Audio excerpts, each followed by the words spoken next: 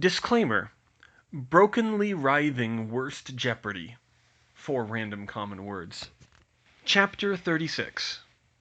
Fred and George Weasley reluctantly climbed up to their dorm room in Gryffindor Tower while Professor Vector, Harry, Hermione, and that twit Lockhart were going to try to save their baby sister from the heir of Slytherin. After the things they'd already seen and heard her do, they quickly agreed that they would trust Hermione with their lives. As much as they trusted themselves, anyway. She obviously thought the world of Professor Vector, too, and Harry had done some pretty impressive feats himself. But this was Ginny they were talking about. They would do anything for her, and it was painfully obvious that they'd been ignoring her real problems all year. If she didn't come back from this, they'd never forgive themselves. As for the fourth member of the rescue party, they knew Lockhart couldn't duel his way out of a paper bag. They couldn't figure why the professors would send him down to the chamber, unless it was as bait, and they were too worried to even laugh at that. "Out!" Fred shouted the moment they burst into their dorm room. Kenneth, Lloyd, and Raphael were all too scared of the twins to dare to question them, and they fled from the room at once. Lee and Jordan, however, hesitated and clapped a hand on each of their shoulders on the way out, saying, "I'm sorry, mates. I hope she's okay." "Us too, Lee," George said. Fred and George Weasley were most definitely not content to twiddle their thumbs and wait to find out what was happening.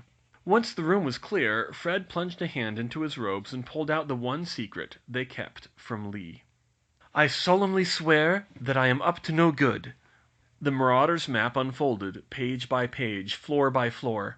They immediately turned to the fourth spread, which showed the second floor, and found Myrtle's bathroom. Inside the little square were writ the names Septima Vector, Hermione Granger, Harry Potter, Gilderoy Lockhart, and Myrtle Warren. "Well, there they are," said Fred. "Yeah, let's just hope they find the chamber," said George. "I wish the chamber were on the map," Fred complained. "We could have solved all this ages ago." They kept watching the map for a few minutes. The dots shuffled around in the bathroom a bit, but didn't move otherwise. "They're just sitting there," said Fred. "Probably still talking to Myrtle. Can't be easy getting anything out of her." "Just a tick. Lockhart's gone." George looked again and then jumped in surprise. "And Harry's gone too." "And there go Hermione and Vector. They must have found the chamber." "Great, 'cept now we can't see them." "Yeah, I guess there's nothing we can do but wait for them to come back up." "Yeah." They sat and waited anxiously, but just a couple minutes they saw something else strange. "Hey, what's Ron doing?" said Fred. George looked and saw a dot labeled Ronald Weasley moving towards Myrtle's bathroom. "Must be going after them," said George. "Wow, he's more Gryffindor than I thought. And what does that make us?" The twins stared at each other, and then started to rush down to the common room. Fortunately, George kept his wits about him. "Wait a minute, they'll see us leave. How did Ron get out?" Fred stopped in his tracks. "I don't know," he said, "but we're going to need a distraction." A minute later, something very strange happened, especially for a dire situation like this. A filibuster firework exploded in the Gryffindor common room, sending the students running for cover in terror of another attack. "It's crude, but it worked," Fred said as they jumped out the portrait hole. And they took off down the corridor. But they'd barely made it a few steps before George stopped and hissed, "Abort! Abort! Snape's coming!" "Snape? What's he doing here?" Fred whispered, sneaking a peek at the map. "I don't know, but we've got to get back in and try again when he leaves. We'll never get past him." "Well, that's just great," Fred growled, but he followed his twin back to the portrait of the fat lady. Unfortunately, this one time, they weren't quite fast enough, and Snape spotted them climbing in as he rounded the corner. "Mrs. Weasley," the greasy git snapped. "Under the circumstances, I will assume that you were a bit late in returning to your tower." The twins glanced at each other nervously. "There has been a change of plans. Your parents have just arrived in Professor McGonagall's office. Go find Percy and Ronald so that I may escort you to them," he grumbled. Fred and George exchanged a nervous look as they realized they'd just lost their chance to help. This wasn't going to end well. Ronald Weasley was not going to take the kidnapping of his little sister lying down, either, doubly so when his two best friends were putting themselves in harm's way to save her. By the time he made it back to Gryffindor Tower, he already had a plan. Maybe not his best plan, but he had a plan. He rushed up to his dorm and set upon Harry's trunk, ignoring the questions of Neville, Dean, and Seamus. In a few moments, he'd found Neville's invisibility cloak and raced out of the room. Unseen, Ron rushed through the corridors, narrowly avoiding Snape, among other teachers, until he came to Myrtle's bathroom. Inside, he found no sign of any live people, but the whole place was filled with Hermione's blue fire, and one sink seemed to have been ripped away, revealing a huge open pipe. He pulled the cloak part way off, revealing his head. "Ah!" Myrtle shrieked like she'd seen a... Never mind. "Myrtle, calm down, it's me," Ron said. He pointed to the pipe. "Did everybody go down there?" "Yes," Myrtle said, uncommonly happily. "Are you here to avenge my death, too?" Ron blinked in surprise. Yeah, I guess." And before she could inquire further, he jumped down the pipe. He sincerely hoped that Harry's invisibility cloak had invisible stains, too, because the pipe was very long and very slimy. He wasn't quite sure why he left it on, except maybe that he didn't want to take the time to fold it up again. Finally, he hit the ground with a thud, skidding out of that pipe into a large tunnel that was also filled with blue fire. He staggered to his feet and tried to make sense of what he was seeing. Lockhart pointed his wand at Hermione. "Say goodbye to your memories. Ah!" Hermione gasped as Lockhart spontaneously pitched forward and fell flat on his face.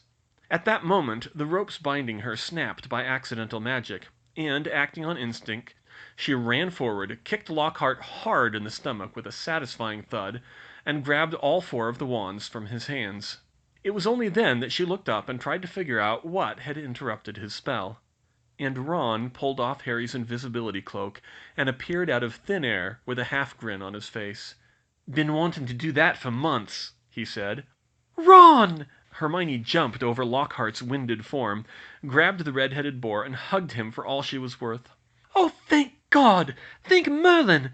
That was too close! Thank you, Ron, thank you!" "Wow, Hermione! I didn't think you'd be that happy to see me," Ron grunted, clearly struggling to breathe under her grip. "Sorry," she said, breaking off and collecting herself. "This filthy, lying bastard," she kicked Longhart in the ass, causing him to grunt in pain, "was going to wipe our memories and leave Ginny to die just so he could write another book." "What?" Ron roared. But before he could get in a kick himself, Professor Vector interrupted. "That's enough. Miss Granger, my wand." "Oh, right, Professor." Hermione handed her wand and Lockhart's over and tossed Harry's to him. "Incarcerus!" Vector said, and Lockhart was bound in ropes. She crouched down next to him and removed his sunglasses. "Here, Mr. Weasley, put these on. They'll protect you from the basilisk. Mostly. As for you, Gilderoy, you nearly blasted the brightest mind to come through Hogwarts since before you were born. You have no idea what you're dealing with here. It'd serve you right if I wiped your memory. But I want you to remember that you don't screw with Septima Vector, and you especially don't screw with my students." Hermione's eyes widened as she remembered the other moments she had seen her teacher like this. Against the troll and Quirrell. She was definitely a fighter. Vector stood up, determined to ignore anything more Lockhart said. "Come along, Mr. Weasley, since you're here, and we have no fast way to get you out. Let's go find your sister. And keep that cloak handy." Ron stood up straight and nodded, drawing his wand. He deliberately stepped on Lockhart as he moved forward. Septima Vector walked on with the 3 children in tow, 2 of whose help she needed, and the third just stuck with them out of stubbornness, and wondered how she'd got into this situation again. 20 years of teaching at Hogwarts, with no major incidents, including clear through the war. And now, the same 3 children had come into mortal peril 3 times in the space of 2 years, each time with her as the only adult around to help them. The thought crossed her mind that Harry Potter might be cursed. Not that that would stop Hermione from being his friend. If the girl could survive a basilisk, she wasn't sure anything could stop Hermione. At least, that's what she told herself. The girl in question was moving, holding a jar of bluebell flames aloft for visibility and casting the charm around the corridor every so often. Wand at the ready, though she really didn't have much idea what spells to use against a basilisk, Vector tried to keep in front. Rounding another bend, they came upon a wall on which two emerald-eyed serpents were carved. At once Potter made that eerie hissing sound that made her shudder in her shoes, and a door slid silently open. This, they realized, must be the true Chamber of Secrets. It was high and vaulted like a macabre cathedral, supported by towering pillars carved like serpents, barely visible in the dim light and stretching out and disappearing into the shadows. That little jar of flames wasn't going to cut it. "No element of surprise," Hermione warned. She raised her wand and threw blue fire as far as she could into the chamber, but even then they couldn't see to the other end. "Stay alert," Vector said, and she started forward. Pillar after pillar they passed, the serpents looking frighteningly alive in the flickering firelight. Their footsteps echoed thunderously in the stillness. Hermione threw out another spread of flames what looked like about halfway down, revealing the shadowy image of an enormous statue in the distance, with a long, thin beard, a glaring face, and sweeping stone robes. "That must be Slytherin," Harry said. "Uh-huh," Vector confirmed. "There's a bust of him in the Slytherin common room. Hermione, are you feeling all right? You've been using that spell an awful lot. And you were unconscious an hour ago." "I'll manage," Hermione said, though, truthfully, she was starting to feel out of breath. She threw out one more spread of fire as they approached the statue, and then she saw a small figure sprawled on the floor as if she had fallen down in homage to the statue, her long, black hair fanned out around her head. Hermione was the first to remember the effect of the glasses on colors. "Ginny!" she cried, and ran over to the girl. "Ginny!" Harry and Ron repeated, following close behind. She turned the girl over, putting her rusty first aid knowledge to good use and feeling for a pulse. "She's alive," she said with a sigh of relief, although the pulse was weak and she felt ice cold to the touch. "Oh, thank Merlin!" Ron said. He shook Ginny's shoulder. "Ginny, wake up! We have to get out of here!" Ginny flopped around limply. "Wake up!" he said, more frantically. "Maybe the basilisk knocked her out somehow," Hermione suggested. "Let's just find a way out and get her to Madame Pomfrey." She and Ron started to pick her up, but then a deep voice said softly from behind them, "She won't wake." The four of them spun around to see a tall, handsome, dark-haired boy of about 16 leaning against a pillar. He had a strange look around him, blurry around the edges, maybe even a little translucent. Hermione couldn't tell with the glasses if he was in full color or in black and white, like a ghost, and she wasn't going to risk taking them off. Harry gasped as he recognized the boy. "Tom? Tom?" Ron said. "Tom Riddle," Hermione said. "From the diary." "Diary?" Vector said in confusion. "Very clever, Miss Granger," said Tom Riddle with a grin. "I wasn't sure whether to believe Ginny's stories about your intelligence, but seeing your ingenious means of defending yourself against my basilisk convinced me. I admit even I would have never thought to use blue-tinted glasses." "Your basilisk?" Ron said. "You're the heir of Slytherin! What did you do to Ginny?" He jumped up and charged Riddle. "Weasley!" Vector shouted, but she was too slow. Ron passed straight through him like a ghost. "Why, thank you, Mr. Weasley," Riddle said, holding his hand aloft. Impossibly, he had picked Ron's pocket and was now holding the redhead's wand in his hand. What are you?" Vector asked fearfully. She'd never heard of a spirit doing that, and she could practically smell dark magic on him. She had a feeling negotiating wouldn't do much good here. "A memory," Riddle said, "preserved for 50 years in my diary." He motioned to the stone steps at the base of the statue, where lay the diary Harry had found in Myrtle's bathroom. And then, looking back and forth between Ginny and the black book, Hermione finally remembered where else she had seen it before. "Oh my God, I'm such a fool!" she cried. Everyone turned to stare at her, even Riddle. "I saw Ginny with that diary the day we went to Diagon Alley. She asked me if it was mine. She didn't know where it came from, but she started acting funny the day after she got it. I never even thought of it again," she said sadly.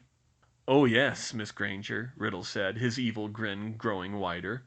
"Of all the people in the school, you came the closest to derailing my plans. Even closer than Percy, despite his constant snooping.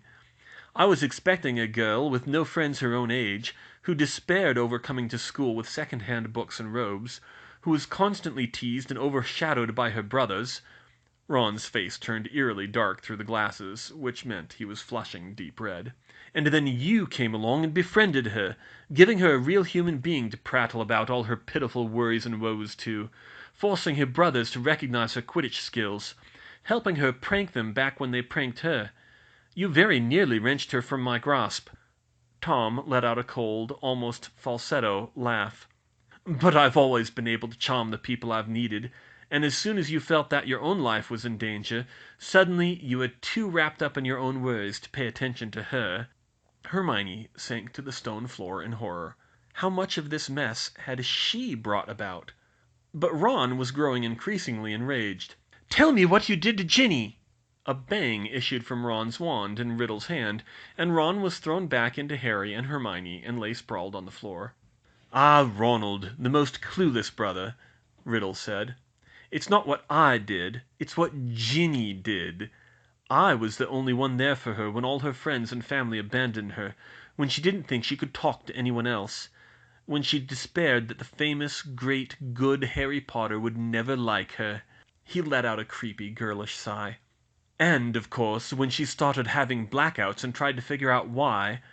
That was about the only interesting thing she wrote, mind you, but I was patient while she poured out her soul to me, and she became close enough, she trusted me enough, that I was able to put a little of myself back into her." The answer clicked in Vector's mind. "You possessed her!" The children gasped and turned to her. "You've been controlling her all year. Your diary thing made her open the chamber, attack the students, write those messages." "Smart group here," Riddle laughed again. "Quite the catch. To be honest, I was only hoping for Mr. Potter." "Me?" Harry stammered. Hermione could see his eyebrows shoot up behind his clip-on sunglasses. "But of course. Such a fascinating story you have there. It was a lucky break for me when Ginny stopped trusting her diary and threw it away, only for you to find it. Unfortunately, you weren't quite as trusting as she was." "You tried to turn me against Hagrid," Harry protested. "Yes, that oaf Hagrid. That was one of my rare miscalculations, showing you that.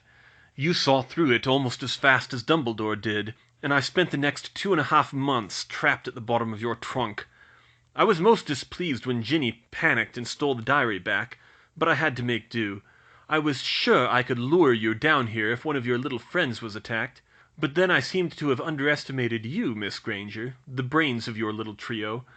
As soon as I saw that blue glasses had protected you, I knew you'd solved the mystery, and I had to move up my plans." Taking Ginny?" Hermione said. Riddle smiled and nodded. "What the hell did you do to her?" Ron shouted. "What? Haven't you figured it out yet, Weasley? No? Huh! Children these days. Perhaps you, Professor. You were a Slytherin, weren't you? Seen a fair bit of dark magic in your day?" Vector shook her head. I've never seen..." She stopped and looked at the Weasley girl, and then took another careful look at the strange boy. "You're drawing on her life force somehow," she said. "You've got more solid since we came down here. You're using her to... what, come back to life?" "Oh, bravo, Professor! 10 points to Slytherin. That was a difficult one. Yes, Ginny poured enough of herself into me for me to leave the pages of my diary at last. And the process is nearly complete." Ron tried to leap to his feet again, but Harry and Hermione held him back. He was no good without a wand. "You let her go!" Vector shouted. "Stupefy!" The professor's stunner passed straight through Riddle's head. He laughed evilly and brandished Ron's wand. You can't hurt me, but I can hurt you. I suggest you behave, Professor. I have questions for Mr. Potter here." Harry's nostrils flared. "Like what?" "Like how you, a scrawny boy of no great magical talent, defeated the greatest wizard of all time. How is it that you came away with only a scar, while Lord Voldemort's powers were destroyed?" Vector and Ron gasped. "Why do you care?" Harry said defiantly. "Voldemort was after your time." At this, Riddle laughed the most heartily that he had all night. His laughter echoed through the chamber as if reaching to the deepest depths. "Foolish boy, do you still not see?" he said. He raised Ron's wand and began drawing letters of blue fire in the air. Tom Marvolo Riddle. Hermione was looking for it once, and she gasped when she saw it. Then, with a flourish, Riddle guided the letters to rearrange themselves. Then Vector must have seen it too, because she gasped and started shouting the nastiest spells she could think of before he finished. "Reducto, brachiamendo, defodo, viscere!" "Expelliarmus!" Riddle said lazily as the curses passed through him, some of them blasting craters in the chamber wall. Vector's wand was flung from her hand. In the air between them, the letters had rearranged to spell, "I am Lord Voldemort." "Voldemort," Harry whispered. "Not again!" Hermione mumbled, flopping down on her hands and knees directly beside Ron. Ron looked like he was about to faint. "You see, Potter, not one of you can touch me," Voldemort said. "You cannot stop me. Ginny will die, and Lord Voldemort will return, very much alive." "No!" All eyes turned to Hermione. She seemed to be trying to scramble away in a panic, and looked to be unable to get a grip with her hands and feet. "No, no, no!" Suddenly she staggered to her feet and ran away as fast as she could. "Hermione!" Harry cried in disbelief. "Hermione?" Ron said. Riddle just laughed again. "Run all you want, girl," he called after her. "It's too late to get help. Well, Mr. Potter, it looks like your friend is still the same scared little mudblood as ever, running away when things get too tough." "Hermione's 10 times as good a witch as you are a wizard," he said defiantly. "From what I could gather, your mudblood couldn't even take on Draco Malfoy herself when she thought he was the heir of Slytherin. She's just one more person who says she's on your side, but you can't rely on when you really need help. Just like your teachers, who ignore all of your concerns. Just like Dumbledore, who left you with such awful relatives. Oh yes, Ginny told me everything. Albus Dumbledore is the greatest wizard in the world. He's the only one you were ever afraid of. Albus Dumbledore has been driven from this castle by the mere memory of me." "You're wrong!" Harry leveled his wand at Riddle, even though he didn't know what he'd do with it. His face was white as he tried to bluff Riddle. "I'm with Dumbledore. We're with Dumbledore. Every single teacher in this castle is with Dumbledore. They told us so. He'll never be gone while we're here." Riddle started to laugh again, but he froze. Music began to fill the chamber. An unearthly music. Harry, Ron, and even Vector were convinced it was the most beautiful music they had ever heard. A sweeping, courageous, uplifting music. And then a huge bird, as large as a swan, appeared on top of a pillar and swooped down to land beside Harry, dropping something at his feet. The bird was a deep midnight blue in the glasses, but it seemed to shine like starlight around the edges, and its eyes glowed like sapphires. Harry had never seen the bird in its prime, but he knew the shape at once. "Fox?" he said. "Fox!" Vector exclaimed, relieved at the help. "A phoenix," Riddle breathed. "Dumbledore's phoenix," Harry told him. "You see?" Riddle looked down at the small bundle that had fallen at Harry's feet. "And the Sorting Hat, it seems." He smirked, twirling Ron's wand in his hands and leveling it at Harry, probably to cast some horrible curse. "So this is what Dumbledore sends his champion. A songbird and an old ha!" Ron's wand jerked in Riddle's hand. Something appeared to have attacked him from behind, passing through his ghostly body, but physically fighting with him for the wand. His arm shook more and more violently, and he tried to cast a couple of spells, which went wide. He groped around blindly with his other hand, forgetting that his body was still intangible. Then a hand appeared from thin air, and another voice cried out, "Lumos Solem!" "Ah!" A brilliant flash of sunlight was visible around the rims of the onlookers' glasses, and a fair bit of blue got through the lenses. Riddle took it point blank in the face. There was a sickening crack, and he staggered back, covering his eyes with his hands. Harry, Ron, and Vector watched in awe as the hand appeared again, and pulled off Harry's invisibility cloak. "Hermione!" they said. And there she was, standing in her stocking feet for quiet, the tip of her wand still glowing, and glaring as fierce as she could at Riddle. "I'm not running away any more," she said. Then she looked down at her other hand.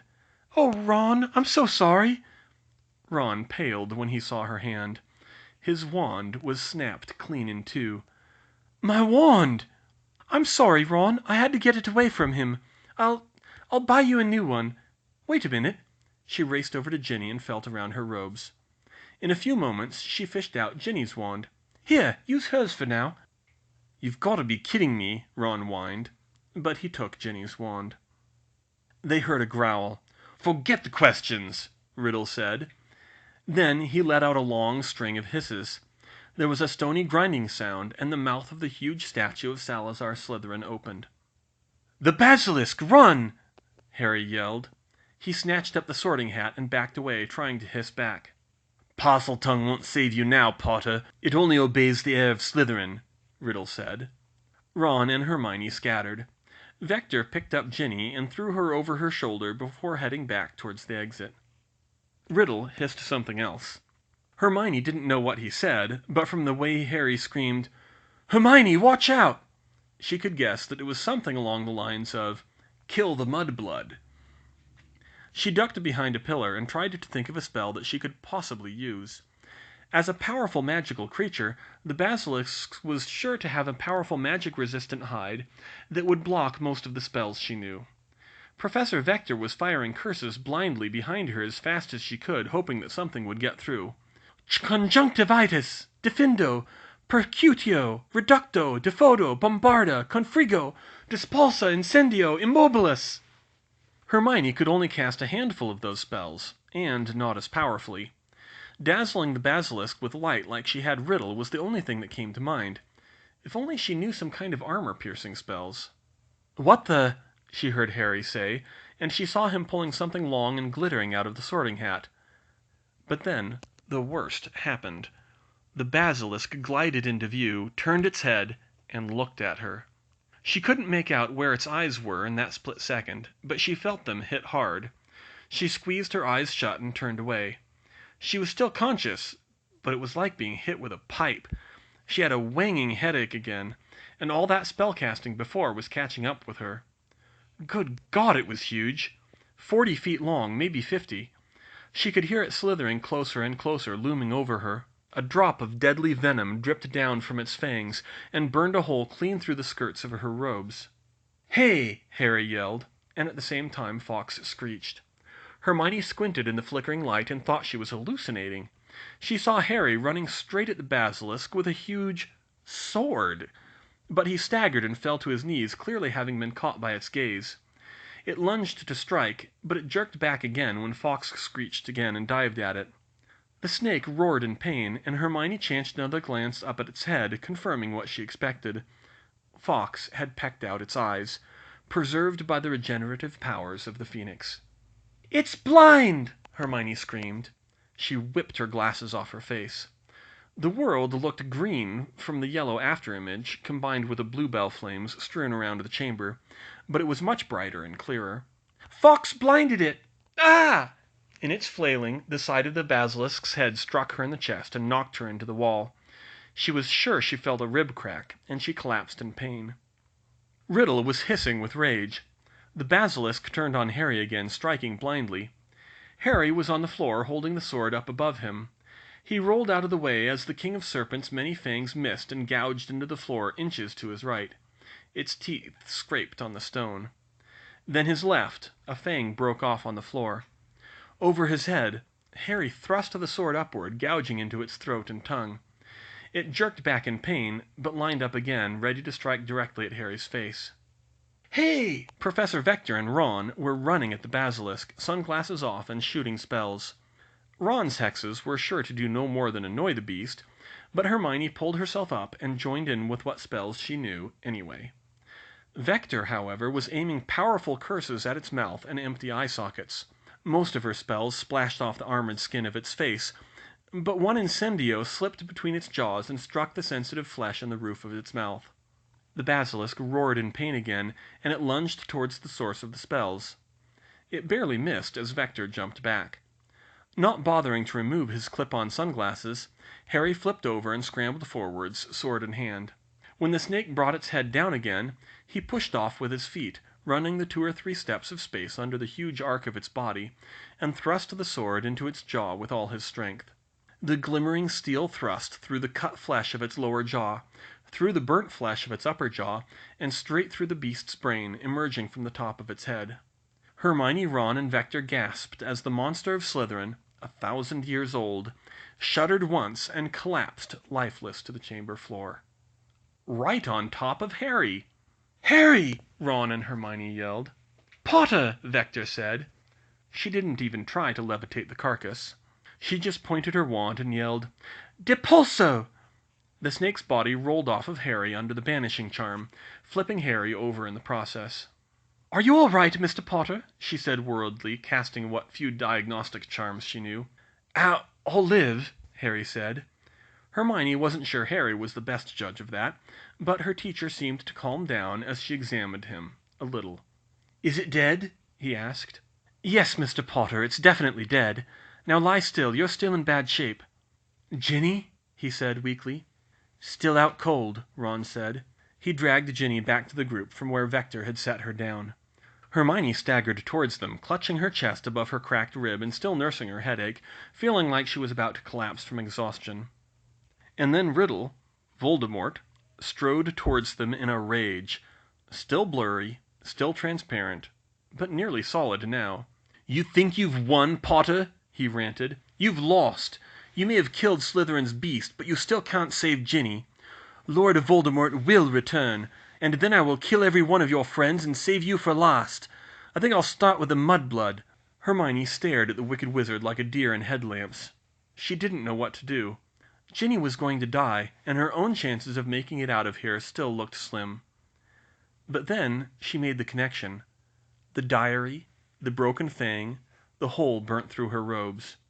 She straightened up and pointed her wand not at Riddle, not at Ginny, but at the diary, and she prayed she had the strength to cast one more spell. "Wingardium Leviosa!" "What?" Riddle shouted. The diary was light, but it was a small target to levitate across a large distance, and it was much harder than usual. It wobbled as she levitated it towards her with shaking hands, and then dropped as Tom lunged at her, quite possibly solid enough to touch her now, forcing her to duck and roll out of the way, further hurting her chest. But it was then, not when Lockhart tried to memory charm them, not when she found out what had happened to the Weasley girl, not when the basilisk came out of the statue, but now, when he tried to throttle Hermione, that Septima Vector's anger boiled over, and in a moment of sudden clarity she knew what she had to do. "Not today, you son of a bitch! Accio diary!" "No!" But Riddle wasn't fast enough. The diary flew into her hand, and she threw it on the floor next to the broken-off, foot-long basilisk fang and knelt over it. Hermione knelt over it too, and recognition flickered in Harry's eyes, and he rolled over painfully to reach it. All 3 of their hands reached it at the same moment, and Ron's hand joined them a split second later when he saw what they were doing, even as he cradled Ginny in his other arm. "No, stop that!" Riddle shouted. He lunged at them again, but there was nothing he could do. The foursome lifted up the thing like a dagger and plunged it with all their might into the cover of the diary. Ink poured out of the cover like a torrent of blood. Riddle screamed, a long, piercing scream that seemed to emanate from the diary itself, and then he vanished in a flash of light. And Ginny's eyes flew open, and she gasped for breath. "Ginny!" Ron cried with joy, and clutched his sister tight to his chest. "Oh, thank Merlin!" "Ron?" Ginny said weakly. "You're all right," he said. "Ron, the monster! We have to get out of here!" "It's okay, Ginny," Hermione said. She held up the destroyed diary for her to see. "It's all over." "Hermione?" the younger girl said in confusion. Her eyes wandered from the diary to Professor Vector to the dead basilisk to Harry lying in pain on the ground. "Harry?" she gasped and started sobbing into Ron's shoulder. "Oh my God, Harry, I'm so sorry. I didn't want to do it, I swear. Riddle made me. He took me over. I couldn't stop him. I wanted to tell someone, but I was so scared. What happened? How did you kill it? What happened to Riddle?" "Please calm down, Miss Weasley," Professor Vector said. "Riddle is gone, and Mr. Potter killed the basilisk. You're safe now." "But I'll be expelled!" Ginny cried. "I set a giant monster on the school." "I highly doubt that. Riddle told us everything. Being possessed by you-know-who is hardly grounds for expulsion. Now, we need to get you four to the hospital wing. Can you walk, Miss Weasley?" I think so." Ron helped her up to her feet. "Hermione?" "I'll manage," she said for the third time that night, although she was wobbling and slipping in her sock-clad feet. "Come here, Hermione," Vector said, and she propped up one of Hermione's arms on her shoulder and summoned her shoes. Harry tried to right himself, but it was clearly impossible. The professor pointed her wand at him and said, "Mobile corpus." Harry rose off the ground, lying flat in the air. "Try to relax, Mr. Potter. We'll get you to help as soon as possible. Mr. Weasley, could you get that sword and the sorting hat, please?" Ron nodded and stuck them in his belt. Vector turned to the Phoenix and said, "I'm sorry to trouble you further, Fawkes, but do you think you could carry the 5 of us? Damn, Lockhart! The 5 of us plus one more up out of the chamber?" Fawkes crowed, and he nodded. "Thank you, Fawkes. Let's go. Hermione?" Ron said as they stumbled towards the exit. "Yeah?" "Did you just hex you-know-who in the face again?" "Oh, no!" Hermione said in embarrassment, and she covered her face with her free hand.